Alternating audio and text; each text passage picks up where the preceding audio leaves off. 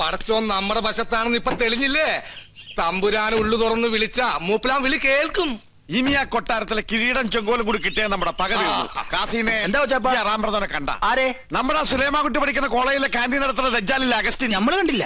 ഓൻ കിരീടം ചെങ്കോലും പൊക്കിത്തരാന്ന് പറഞ്ഞ് 19,000 രൂപ അടിച്ചിട്ട് മാസം 5 ഓന് കൊട്ടാരത്തിൽ ഏതോ പൂശാരിയെ പരിചയമുണ്ടെന്ന്. അത് കിട്ടിയിട്ട് എന്തിനാ?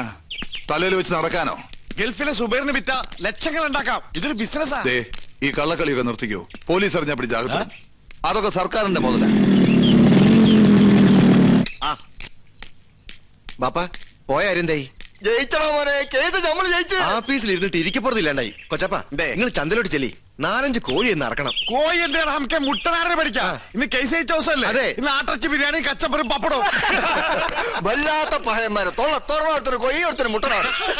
കൊച്ചാപ്പ, ഈ കൊച്ചാപ്പക്ക് പിള്ളേര് സ്വഭാവോ? ചില തെണ്ടി പിള്ളേരുടാ. നബീസു, കേസ് നമ്മൾ ജയിച്ച്. നീ പഞ്ചായത്ത് കലക്കി കുറച്ച് സർവത്തിട്. എന്താടാ ഇത്? അറക്കവാള്. എന്തിനീ? മരം മുറിക്കാൻ. വീണയും ചെണ്ടയും പിടിക്കണ കയ്യിൽ മരം പിടിക്കാനുള്ള കഴിവുണ്ടോടാ കള്ള. എന്താ നിന്റെ മോത്തൊരു ഇക്കുമത്ത്? ഇക്കുമത്താ വല്ലായിക വയറ്റിന്ന് പോയിട്ടില്ല. കൊച്ചാ ആന്റി പറമാച്ച് കഴിക്കടാ. കുത്തിക്കളഞ്ഞ ഈ എവിടെ പോണ്? ഈ എങ്ങോട്ടാന്ന് പറ, നമ്മൾ ജീപ്പി കൊണ്ടുവന്നാക്കാം. നിങ്ങൾക്കൊന്നും പിടിക്കാത്ത സ്ഥല സംഗീത കോളേജ്. ഞമ്മക്കൊരുത്തനെ പിടിക്കണ സ്ഥലമുണ്ട് സംഗീത കോളേജ്. വണ്ടിയിലോട്ട് ഇടി കൊണ്ടാ കൊണ്ടേനെ. പക്ഷെ നമ്മള് മോം വെച്ച് ബ്ലോക്ക് ചെയ്ത് അവന്റെ ഒടുക്കത്തെ കുത്ത്. കിരീടം ചെങ്കോലിന്റെ കാര്യത്തിൽ ഇന്ന് നമ്മള് തീരുമാനത്തിലെത്തണം. കടിയുണ്ടോ? കടിയുണ്ടായിരുന്നു. ഡോക്ടറെ കേട്ടപ്പോ മാറി. എന്നാലും 4 ബുൾസൈ. അവിടെ 4 ബുൾസൈ. ഇവിടെ എന്താ വേണ്ടത്? ഒരു പ്ലേറ്റ് കിരീടം, ഒരു പ്ലേറ്റ് ചെങ്കോലും. കുടിക്കാനോ? നിന്റെ ചോര. കടിക്കാൻ കിരീടം, കുടിക്കാൻ ചോര. ഇതെന്താ ഡ്രാക്കുള ഫാമിലിയാ? നീ എന്തിനാടാ ഓടാൻ നോക്കിയത്? നിങ്ങൾക്ക് ചായ പറയാൻ ഓടിയതാ. ആ ചായ പറയാൻ പുറത്തേക്ക് ഓർമ്മ എന്തിനാടാ? പരിചയക്കാര് വന്നാ നല്ല ചായ ഞാൻ പുറത്തുനിന്ന് മേടിച്ചു കൊടുക്കാം, അതുകൊണ്ടാ. അന്റെ വേഷം കെട്ടൊന്നും നമ്മളോട് നടപ്പില്ല. എവിടെയാണ് കിരീടം ചെങ്കോലും? ഒന്നിനും നമ്മുടെ കാശുതാ, അല്ലെങ്കിൽ നമുക്ക് സാധനം താ. ഞാനൊരു സത്യം പറഞ്ഞോട്ടെ? സത്യം പറയാനും സമ്മതിക്കൂലേ? നിങ്ങൾ തന്ന കാശ് കൊട്ടാരത്തിലെ പൂജാരിക്ക് അഡ്വാൻസ് ആയിട്ട് ഞാൻ കൊടുത്തു. അത് കട്ടെടുക്കാൻ ഏൽപ്പിച്ചിരിക്ക. 10 ദിവസത്തിലെ ഞാൻ തരാം. ഇന്ന് മുതൽ 10 ദിവസത്തിന്, അതായത് 7 days. അതിനകം തന്നില്ലെങ്കിൽ നിന്റെ തലച്ചോറ് ഞങ്ങൾ എടുക്കും. ഇല്ലാത്തവർക്ക് ഞാൻ അതും കൊടുക്കും. തമാശ പറയുന്നോടാ ദജ്ജാലേ.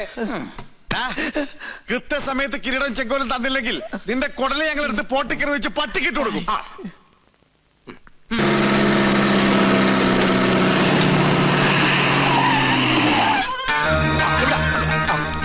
മൂസാക്കുട്ടി, ആ ചുമ്മൻ അവിടെ കൊണ്ട് നേരം വിട്.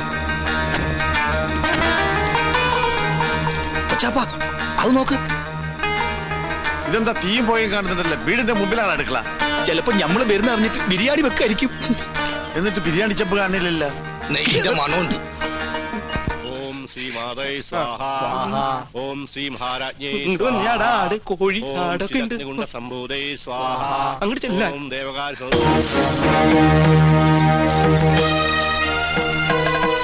അവിടെ കുറ്റിയടിക്ക്. ഇത് തേക്കാണ്. എന്തായി കാണിക്കണേ? അന്യജാതിക്കാരി കൊട്ടാരം കാലുകുത്താൻ പാടില്ല.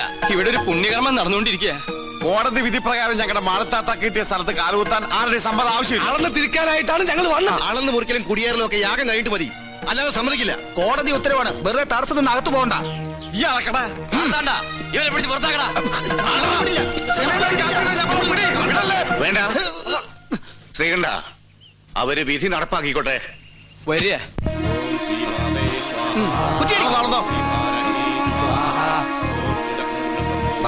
ബിരിയാണി റെഡിയായി നോക്കാം.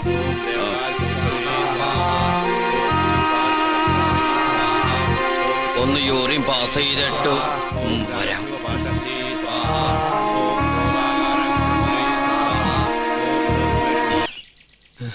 നിങ്ങളുടെ അതിർത്തി ഇവിടെ വരെ വരും. ശത്രുക്കളോടുള്ള സമീപനം എങ്ങനെയാവണം? ക്ഷമ, സമാധാനം. പക്ഷെ അത് അവരെങ്ങനെ അറിയിക്കും? സമാധാനത്തിന്റെ വെള്ളക്കുടി കാണിക്കാം. അവിടെ ഒരു പൂണൂലിട്ട വന്ന് ചുറ്റിത്തിരുന്നല്ലോ. കൊച്ചാപ്പ, അയാൾ എന്താണ് കാണിക്കണത്? എടാ നമ്പൂതിരിമാരല്ലേ, കോണാൻ ഉടക്കണായിരിക്കും. അയാള് പിന്നെയും കാണിക്കണ ഏതാണ്ട് കളിയാക്കിയാണ്. എന്നാ പിന്നെ ചോദിച്ചിട്ടുള്ള കാര്യം പറ. എന്താണ്ടാ ഹിമാറ അനക്കെ നമ്മളെ പിടിച്ചില്ലേ? അവിടെ നിക്ക. നോ ഉപദ്രവകാരിയല്ല. ഒരു കാര്യം പറയാനുണ്ടായിരുന്നു മൊല്ലാക്ക. മൊല്ലാക്ക നിന്റെ ബാപ്പ. മുല്ലാക്കല്ല, ഇത് നമ്മുടെ കൊച്ചാപ്പ. ആ കൊച്ചാപ്പയ്ക്ക് ആരെങ്കിലും കുറച്ച് കാശ് തരാനുണ്ടായിരുന്നോ? വാഴക്കായല്ല, പണം പണം. ഉറുപ്പിയെ അതെ ഒരു ഹംക്കുണ്ട്. എന്നാൽ ആമിട്ട് നിങ്ങളെ കാണാണ്ട് അവിടെ പതുങ്ങി നിൽക്കണു. നോൻ കാണിച്ചരം വരിക. എന്താണ്ടാ ഇവൻ കോണാൻ തലയിലെ കെട്ട ഭാഷനായിരിക്കും. ഇവിടെ നിന്നോളൂ, നോൻ വിളിച്ചോട് വരാ.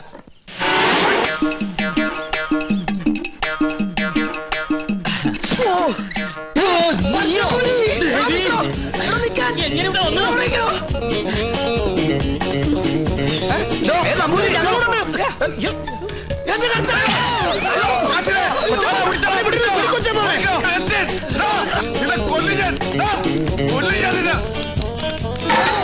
ഒടുക്കത്തെ വാതിൽ അകത്തേക്ക് കയറാനും പറ്റില്ല. സെലീമേ, ഈ അർക്കവാടത്തിന് ഉടിച്ചകത്ത് കയറാം. ഞാൻ ചരിഞ്ഞ് കയറ്. കേറാൻ പോയി. മോനെ മോനെ അവസ്ഥ മോനെ കാശ് വേണ്ടടാ. വാ, ഈ അറാമ്പറത്തിനവിടെ പോയി.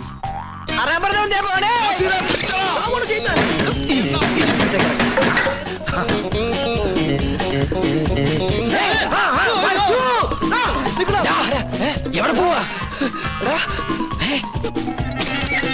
പിന്നെ നിൽക്കണ റാമ്പറ നമ്മളെ വട്ടം. ഇനിയിപ്പോ എങ്ങനെ പുറത്തേക്ക് ഇറങ്ങാം? ഒരു മിനിറ്റ്, ഞാനൊരു ബുദ്ധി കാണിച്ചു തരാം. കഴിഞ്ഞ് ഞാന് അയ്യോ കൊച്ചപ്പ.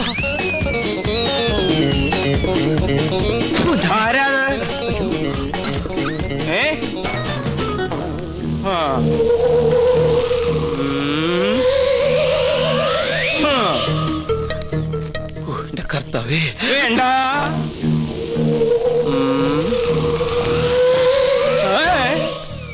തോന്നിയതാവും. നിന്റെ അമ്മൂമ്മ ചത്തു എന്ന് പറഞ്ഞിട്ട് നീ എന്താ ഞെട്ടാത്തെ?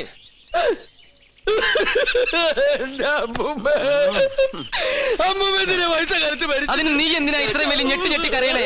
മരിച്ചത് ഉണ്ണികൃഷ്ണന്റെ അമ്മൂമ്മയല്ലേ? അല്ലല്ലോ, ശരിക്കുള്ള ഉണ്ണികൃഷ്ണൻ ഞാൻ കണ്ടു. നീ ആരടാ? നമ്മ മനസ്സിലായില്ലേ? നോ പരിശുദ്ധ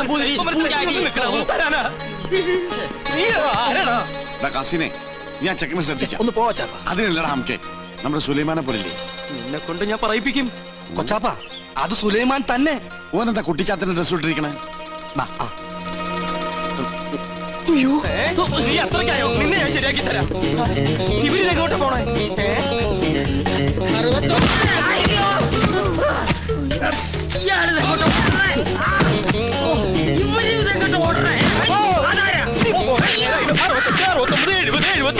പിടിച്ചോ 100. അവിടെ തന്നെ ചവിട്ടി. നിഷ്ഠമുടക്കട്ടെ. 70.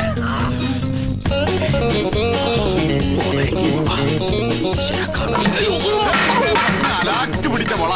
അസ്സലാമു അലൈക്കും. വലൈക്കും അസ്സലാം.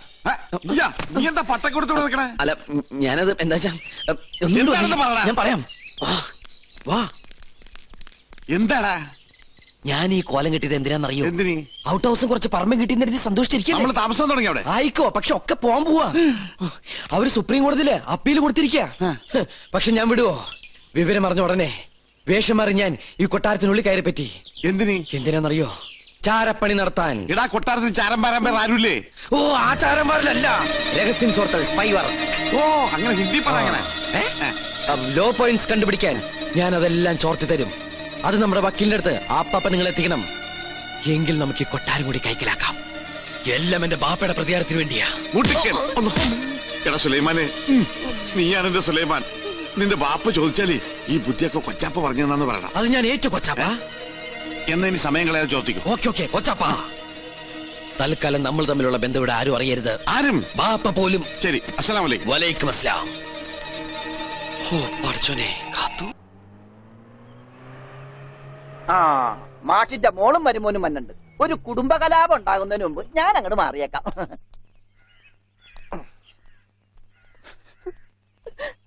എന്റെ കല്യാണമാണ്, കുടുംബസമേതം വരണം. ഞാനൊരു കല്യാണം കഴിച്ചതിന്റെ പ്രശ്നം ഇതുവരെ തീർന്നിട്ടില്ല. അപ്പോഴാണ് അവന്റെ കല്യാണം. സ്ത്രീധനത്തുക ബാക്കി തരാനുള്ളത് തന്നിട്ടില്ല.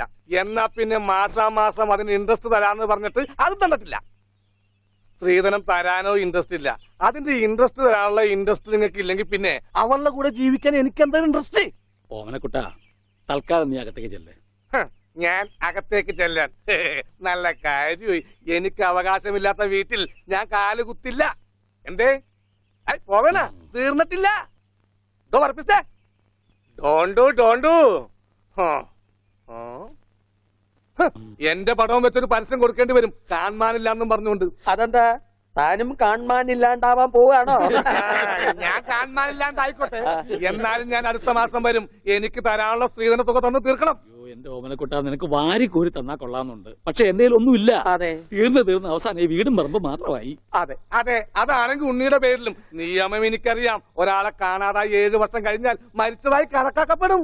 7 വർഷം കഴിഞ്ഞ് ജീവനോടെ തിരിച്ചു വന്നാലും മരിച്ചതായിട്ട് കണക്കാക്കുവോ? അടുത്തനാണെന്ന് ഞാൻ നോക്കൂല, ഞങ്ങളുടെ കുടുംബത്തിൽ ഇടപെടേ. അതെ, ഉണ്ണി ചത്തുന്നൊരു വെള്ളക്കള്ളത്തിൽ എഴുതി കൊടുത്താൽ തീരാവുന്ന പ്രശ്നമേ ഉള്ളൂ. അയ്യോ, ഞാനിങ്ങനെ എഴുതി കൊടുക്കണേ. ഓമനക്കുട്ട ഒരു രാത്രി പോലും തന്റെ മകനെ പിരിഞ്ഞിരിക്കാൻ വയ്യാത്തോണ്ടല്ലേ വെപ്രാളപ്പെട്ട് താനീ ഓട്ടം ഓടുന്നത്? എടാ 17 വർഷമായി ഞാൻ എന്റെ മോനെ പിരിഞ്ഞിരിക്കാൻ തുടങ്ങിയിട്ട്. അവൻ എന്തെങ്കിലും തിരിച്ചു വരുമെന്നുള്ള പ്രതീക്ഷയില ഞാനും ഇവിടെ ജീവിക്കുന്നത്. അവൻ മരിച്ചുപോയി എന്ന് ഞാൻ എങ്ങനെയാടാ പറയുക? അതിലും ഭേദം ഞങ്ങൾ അങ്ങ് ജീവൻ ഒടുക്കുക. കണ്ണടയ്ക്കുന്നതിന് മുമ്പ് അവനെ ഒരു നോക്ക് കാണണമെന്ന ആഗ്രഹം. അതിനുവേണ്ടിയാ ഞങ്ങൾ എന്നും പ്രാർത്ഥിക്കുന്നത്. അവൻ ചത്തുപോയി എന്ന് പറയുന്ന നാവ് കൊണ്ട് തിരിച്ചു വരാൻ വേണ്ടി പ്രാർത്ഥിക്കും. അതല്ല നിനക്ക് സ്വത്തുക്കളാണ് വലുതെങ്കിൽ വേണ്ട, അവന്റെ എന്നിട്ട് തീരുമാനിക്കുക.